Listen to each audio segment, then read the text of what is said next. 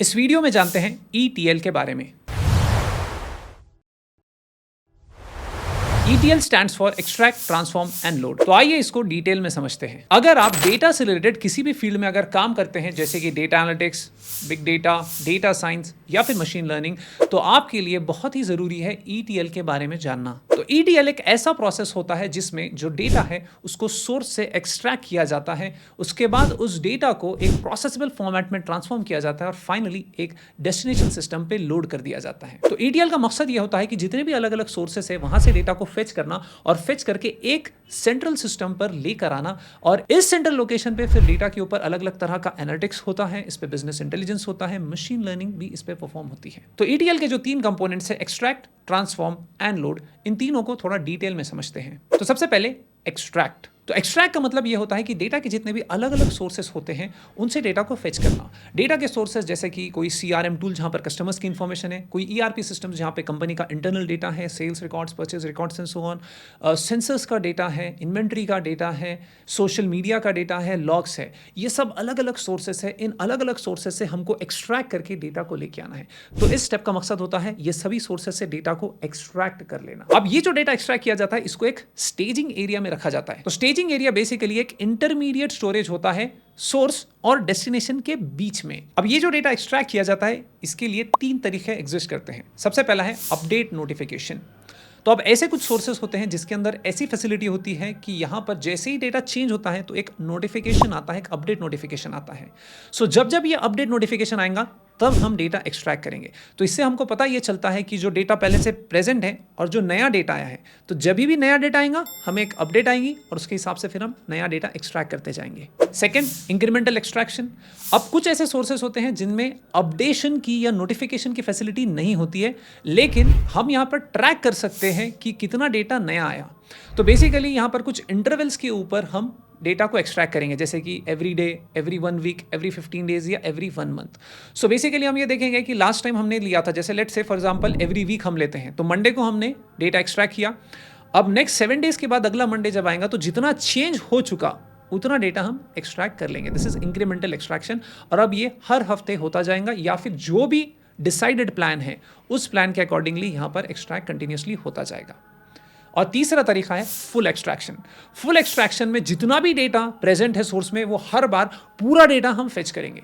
अब यहाँ पर इंपॉर्टेंट पॉइंट ये है कि जो डेटा हमारे पास हमने लास्ट टाइम फेच किया था वो पूरा प्रेजेंट होना चाहिए, ताकि हम नए डेटा को पुराने वाले से कंपेयर कर सके और उससे हमको पता चले कि कितना नया डेटा आया है। अब ये करना इसलिए जरूरी है कि अगर आप बार बार पूरा डेटा फेच करते जाएंगे तो आपके पास हो सकता है रिडंडेंट कॉपीज आ जाए। तो हमें ये रिडंडेंट कॉपीज नहीं चाहिए, इसलिए हमको ये चेंज मैन्युअली ट्रैक करना पड़ता है फुल एक्सट्रैक्शन के केस में। ETL का सेकंड कंपोनेंट है ट्रांसफॉर्म या स्पेसिफिकली स्पीकिंग डेटा ट्रांसफॉर्मेशन। तो इस फेज में बेसिकली जो डेटा सोर्स से आ गया हमारे पास, उस डेटा को अब हमें एक प्रोसेसेबल फॉर्मेट में कन्वर्ट करना है। यह करना क्यों जरूरी है?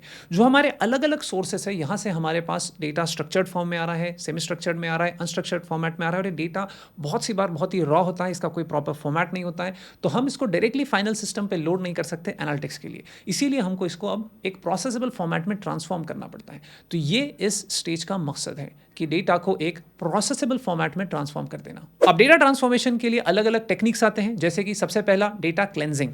डेटा क्लेंजिंग का मतलब यह है कि जो एररनेस रिकॉर्ड से उसको रिमूव कर देना, जो नल रिकॉर्ड से उसको रिमूव कर देना, या फिर किसी रिकॉर्ड के ऊपर कोई मैपिंग कर देना, जैसे कि फॉर एग्जांपल पेरेंट है, चाइल्ड है, तो पेरेंट को P, चाइल्ड को C and so on. Next है data deduplication. Data deduplication basically duplicate records को रिमूव करता है। Next data format revision. तो बेसिकली इस ट्रांसफॉर्मेशन में होता यह है कि जो हमारे पास रिकॉर्ड्स है हो सकता है कि वो अलग अलग फॉर्मेट्स में हो, जैसे कि टाइम है तो किसी जगह टाइम लिखा है डेट मंथ ईयर, किसी जगह है मंथ डे ईयर, तो हम लोग ट्रांसफॉर्म करके इसको एक सेम या सिंगल फॉर्मेट में कन्वर्ट कर सकते हैं। या फिर एक और एग्जांपल से समझते हैं कि फॉर एग्जांपल कोई इन्वेंट्री है, तो इन्वेंट्री में कुछ जगह कुछ टेबल्स में किलोग्राम्स है और कुछ टेबल्स में पाउंड्स है, तो हम डेटा ट्रांसफॉर्मेशन के थ्रू पूरे रिकॉर्ड्स में इसको किलोग्राम्स कर सकते हैं। Next joining. ज्वाइनिंग से बेसिकली आप अलग अलग कॉलम्स को ज्वाइन कर सकते हैं, या फिर किसी एक कस्टमर का रिकॉर्ड किसी एक टेबल में है और किसी दूसरे टेबल में है, तो दोनों रिकॉर्ड्स को कंबाइन करके आप उस पर एनालिटिक्स कर सकते हैं। Next splitting. स्प्लिटिंग के अंदर कॉलम्स को स्प्लिट किया जा सकता है based on the requirements. Next है डेटा समराइजेशन। डेटा समराइजेशन से हम लोग पूरे टेबल को समराइज कर सकते हैं या फिर कॉलम्स को समराइज कर सकते हैं। जैसे फॉर एग्जांपल कि कोई एक कंपनी है जिनके मल्टीपल ब्रांचेस हैं, अब इनको ये समराइज करना है कि मंथली सेल्स कितना है एक ब्रांच का और मंथली सेल्स कितना है दूसरे का और मंथली सेल्स कितना है तीसरे का।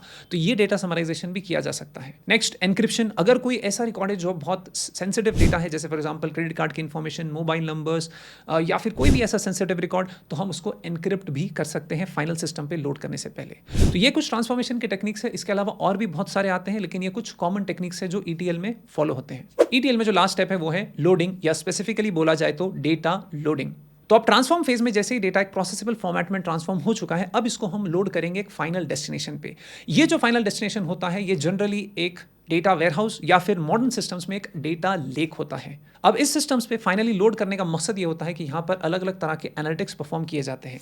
बिजनेस इंटेलिजेंस टीम्स इसके ऊपर एनालिटिक्स करती है और इसके थ्रू बिजनेस डिसीजंस ड्राइव होते हैं, अलग अलग डिसीजंस जो कंपनी लेती है बिजनेस को आगे बढ़ाने के लिए। इसके साथ साथ इसके ऊपर मशीन लर्निंग के जॉब्स चलते हैं और मशीन लर्निंग के एल्गोरिथम्स इसके ऊपर ट्रेन भी होते हैं। अब डेटा लोड करने के भी अलग अलग टेक्निक्स आते हैं। सबसे पहला है full data load. Full data load में जो सोर्स में पूरा का पूरा डेटा प्रेजेंट है, वो पूरा का पूरा डेटा यहाँ पर डेस्टिनेशन सिस्टम्स पे लोड कर दिया जाएगा। अब ये जनरली फर्स्ट टाइम होता है जब हम फर्स्ट टाइम ETL परफॉर्म करते हैं, और इसके बाद जैसे जैसे नया नया डेटा आता है वो इंक्रीमेंटल फॉर्म में आता है।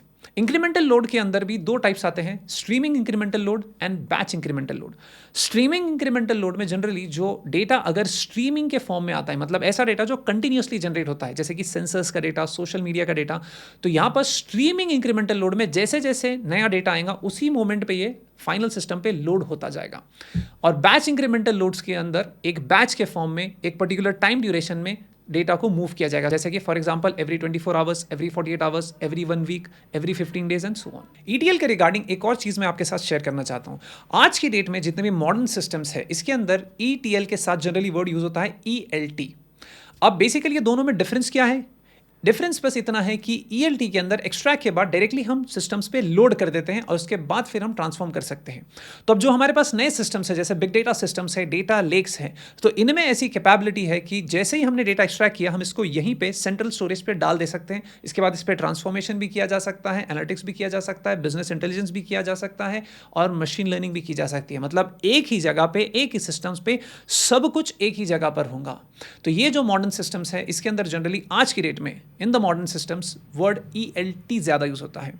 तो जनरली ETL के साथ आज 2024 में ELT वर्ड पैरेलली यूज होता है। तो अगर आप ELT वर्ड भी देखते हैं तो it's ETL only, but on the modern systems. अगर आप ये सभी कॉन्सेप्ट्स प्रैक्टिकली अप्लाई करना सीखना चाहते हैं तो डेटा बाइनरीज को चेकआउट कर सकते हैं।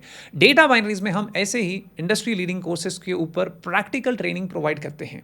तो आप नीचे दिए गए नंबर पे कॉल करके हमारे कोर्सेज को चेकआउट कर सकते हैं। Okay then, that's it from my side. Video अच्छा लगा तो एक लाइक जरूर कर देना, और अगर आपके कोई क्वेश्चंस है तो आप मुझे कमेंट्स में लिखकर बता सकते हैं। एंड हाँ, make sure to subscribe to this channel. Okay then, I will meet you in the next video. Until then, keep learning and keep growing.